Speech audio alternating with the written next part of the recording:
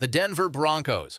From the Mile High City to the Super Bowl spotlight, this is a franchise built on altitude, attitude, heartbreak, and redemption. For decades, the Broncos were defined by futility and painful Super Bowl defeats. But with the rise of John Elway and later Peyton Manning, Denver rewrote its story, hoisting 3 Lombardi Trophies and cementing its place among the NFL's elite. The Broncos are more than just a football team. They are the heartbeat of a city perched a mile above sea level with one of the most loyal fan bases in sports. You're watching Spotlight Stories NFL, where every team has a story and we put them under the spotlight. Don't forget to like and subscribe so you never miss an episode. The Broncos were founded in 1959 as one of the original 8 AFL franchises and began play in 1960. Their early years were bleak. Denver was the only AFL team never to post a winning season before the merger and never once reached the league's championship game. In fact, by the mid-1960s, the franchise nearly relocated before a group of local investors stepped in to keep the team in Denver. The Broncos' fortunes slowly shifted. In the 1970s, under coach John Ralston, they recorded their first winning season in 1973, and by 1977, the Orange Crush defense carried them all the way to their first Super Bowl appearance. Since then, Denver has become a fixture in the postseason, appearing in 8 Super Bowls, tied for second most in NFL history, and winning 3 championships, 1997, 1998, and 2015. They've also claimed 15 division titles and recorded over 500 all-time wins. Ownership has also defined Denver's history. Under Pat Bowlen, who purchased the team in 1984, the Broncos reached unprecedented heights, winning all 3 of their Super Bowls. After Bowlen's passing in 2019, ownership transferred to the Walton Penner family, one of the wealthiest ownership groups in the league today. Through it all, one thing has remained consistent: the Broncos' sellout streak, dating back to 1970, making them one of the most reliably supported teams in all of pro sports. Fun fact number 1. Did you know the Broncos almost didn't survive their first decade? In the mid-1960s, the AFL was struggling financially, and the Broncos were its weakest franchise. A potential relocation to Atlanta was seriously considered before a group of Denver businessmen purchased the team in 1965 for just $1.75 million, saving pro football in Colorado. The Broncos' uniforms have undergone one of the most dramatic evolutions in NFL history. Their original brown and mustard yellow uniforms were extremely disliked by fans. In 1968, Denver adopted the now iconic orange and blue, complete with the famous D-horse helmet logo, a bucking bronco inside a block letter D. That look defined the team through the 1970s, 80s, and early 90s. In 1997, Denver unveiled a modern redesign with navy blue jerseys, sleek side panels, and a new horsehead logo. Coincidentally, that same year, John Elway led the Broncos to their first Super Bowl victory, making the look forever tied to success. In 2012, the franchise listened to its fan base and restored orange jerseys as the home primary, reclaiming the Orange Crush identity that had been a staple of the team's culture. The team's home has always been special. Mile High Stadium, 1960 to 2000, was legendary for its deafening noise and bouncing metal bleachers that seemed to shake under the feet of fans. In 2001, the Broncos moved into Empower Field at Mile High, a state-of-the-art stadium built to capture the same intimidating atmosphere. Located just west of downtown Denver, it remains one of the loudest venues in football. Denver has also begun planning for a potential new stadium downtown, projected to open in the early 2030s. Fun fact number 2, did you know the Denver fans literally burned their uniforms in 1962? The Broncos' original brown and mustard yellow uniforms were so unpopular that a public bonfire was held in downtown Denver to torch them. That event led directly to the switch to the now iconic orange and blue. The Denver Broncos' journey to glory was anything but easy. For years, the franchise was synonymous with heartbreak, known more for their crushing Super Bowl defeats than for triumphs. But when the breakthrough finally came, it produced some of the most unforgettable moments in NFL history. The first high point arrived in the 1977 season, when the Orange Crush defense powered Denver to its first-ever Super Bowl. Led by linebacker Randy Gradishar, safety Billy Thompson, and defensive end Lyle Alzado, the unit suffocated opponents and carried quarterback Craig Morton and the offense to new heights. though they lost Super Bowl 12 to the Dallas Cowboys. The trip marked Denver's arrival as a legitimate contender. The true golden era began in the 1990s with John Elway, the quarterback whose arm and determination defined a generation. After suffering 3 painful Super Bowl defeats in the 1980s, Elway finally got his redemption in Super Bowl 32 following the 1997 season. Facing Brett Favre's defending champion Packers, Elway made the iconic helicopter run, spinning through defenders for a key first down late in the game. Running back Terrell Davis, battling through a migraine, put on one of the greatest rushing performances in Super Bowl history with 157 yards and 3 touchdowns. Denver stunned Green Bay 31-24, capturing its first Lombardi Trophy. The following year, the Broncos repeated the feat in Super Bowl 33, defeating the Atlanta Falcons 34-19. Davis capped off a Hall of Fame caliber run with an MVP award that season, and Elway retired on top as a back-to-back champion. Head coach Mike Shanahan, with his innovative zone-blocking scheme and balanced offense, became a Denver legend, cementing himself as one of the great offensive minds of his era. The next legendary high point came in the Peyton Manning era. After signing with Denver in 2012, Manning transformed the Broncos into one of the most prolific offenses in NFL history. His 2013 campaign set NFL records for touchdown passes, 55, and passing yards, 5,477, and Denver reached Super Bowl 48, though they were overwhelmed by Seattle's defense. Still, Manning and the Broncos retooled, this time leaning on their own dominant defense to complete the story. That redemption came in the 2015 season under head coach Gary Kubiak, a former Broncos quarterback who had returned to the franchise. With Manning at the end of his career and no longer in peak form, the defense took center stage. Von Miller, DeMarcus Ware, Aqib Talib, Chris Harris Jr., and Malik Jackson formed one of the most intimidating units in recent memory. In Super Bowl 50, Miller dominated with 2.5 sacks and 2 forced fumbles, earning MVP honors as the Broncos defeated Cam Newton and the 15-1 Carolina Panthers 24-10. The victory gave Denver its 3rd Lombardi Trophy and sent Manning into retirement as a 2-time Super Bowl champion. These eras, the Orange Crush of the 1970s, the Elway and Shanahan dynasty of the 1990s, and the Kubiak-led Super Bowl 50 triumph, stand as the legendary high points of Denver Broncos history. Each represented not just championships, but redemption, the moment when the franchise shook off its reputation for heartbreak and stood tall as one of the NFL's great powers. Fun fact number 3. Did you know the Broncos were the first AFL team to beat an NFL team? In 1967, the Broncos shocked the Detroit Lions 13-7 in a preseason matchup, marking the first time an AFL team had ever defeated an NFL team. Though technically an exhibition, it was a turning point that helped validate the AFL's competitiveness leading up to the merger. The Broncos' early years were defined by futility. In the AFL, they never posted a winning record and were considered one of the league's weakest franchises. Even after Elway arrived in 1983, Denver became synonymous with heartbreak. The Broncos lost their first 4 Super Bowls, 3 of them in blowouts by a combined score of 136-40. Despite Elway's heroics in games like The Drive against the Browns in 1986, Denver couldn't get over the hump until the late 1990s.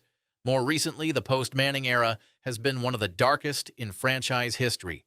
Since 2016, the Broncos have cycled through a carousel of quarterbacks and coaches, missing the playoffs year after year. What was once one of the NFL's most stable franchises turned into one of its most turbulent. For a fan base accustomed to championship contention, this drought has been a bitter pill to swallow. Fun fact number 4, did you know the first AFL game ever played featured the Broncos?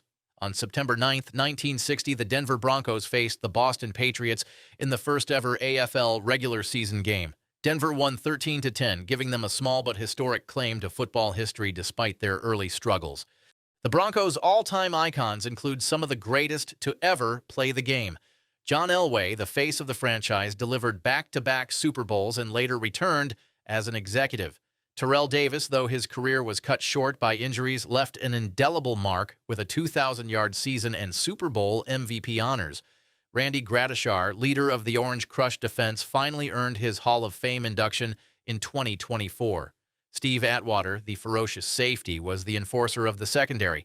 Modern legends include Champ Bailey, one of the greatest cornerbacks in NFL history, and Von Miller, who became the MVP of Super Bowl 50 and the franchise's all-time sack leader, wide receiver Rod Smith, linebacker Carl Mecklenburg, and owner Pat Bowlen, who oversaw the team's golden years, are also etched into Denver's legacy. The Broncos' coaching history reflects the highs and lows of the franchise itself, from pioneers and innovators to short-lived experiments and legendary leaders. The first head coach in team history was Frank Filchock, who led Denver in their inaugural 1960 AFL season. He and later coaches like Jack Faulkner, Max Speedy, and Ray Malavasi struggled to find footing, as the Broncos were the AFL's perennial cellar dwellers throughout the 1960s. It wasn't until John Ralston took over in 1972 that the Broncos began to find stability. Under Ralston, Denver posted their first winning season in 1973 and laid the groundwork for their rise.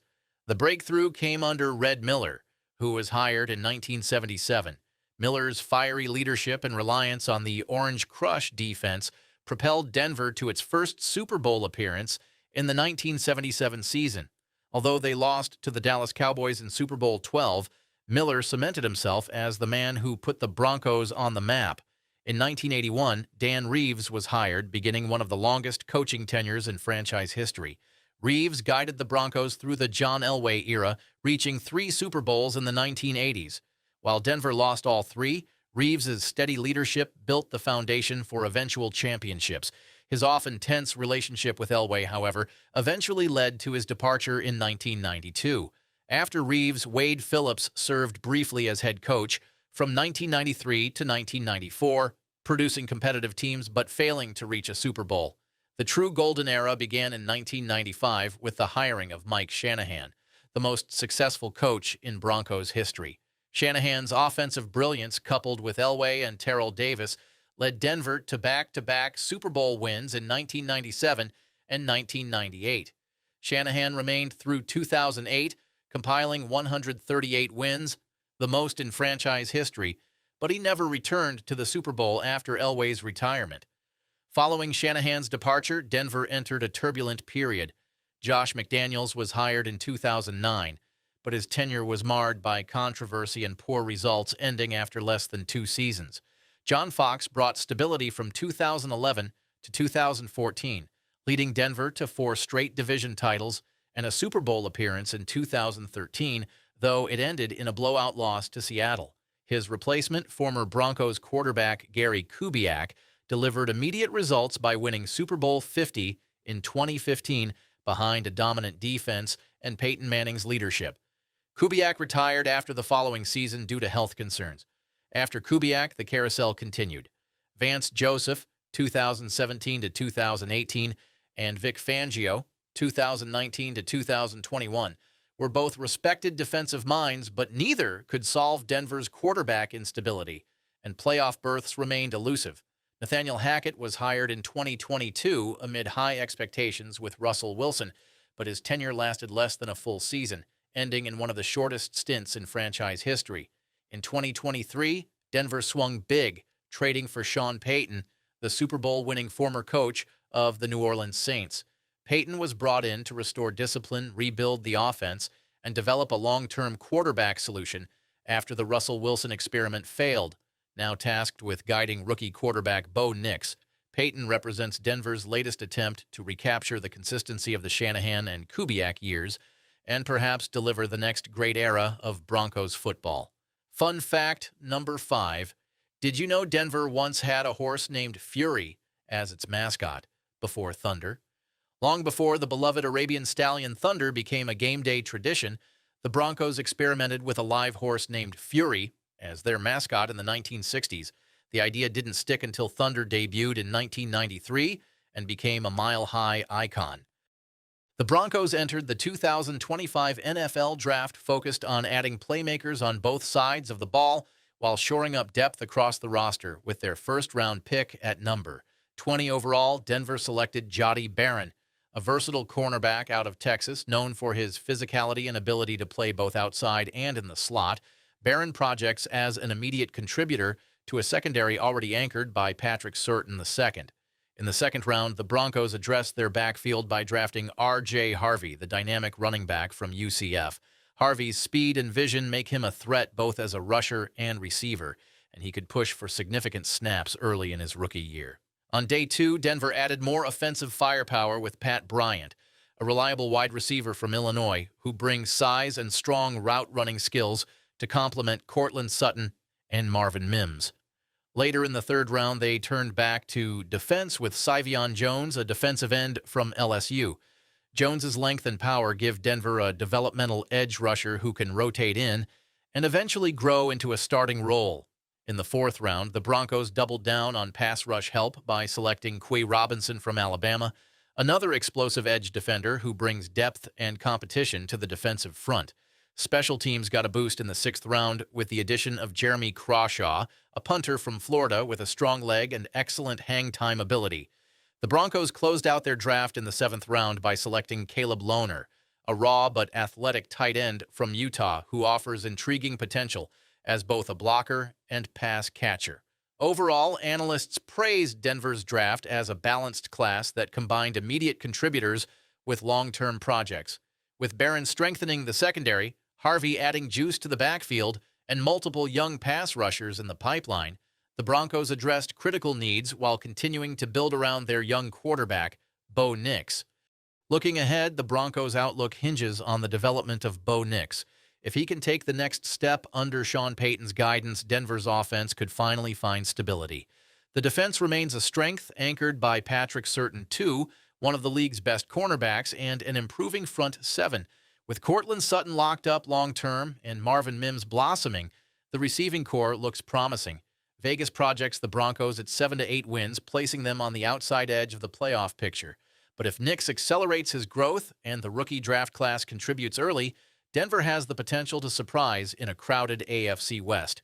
From their mustard yellow AFL beginnings to the orange crush, from the heartbreak of Super Bowl losses to the triumph of Elway and Manning, the Denver Broncos' story is one of resilience and redemption.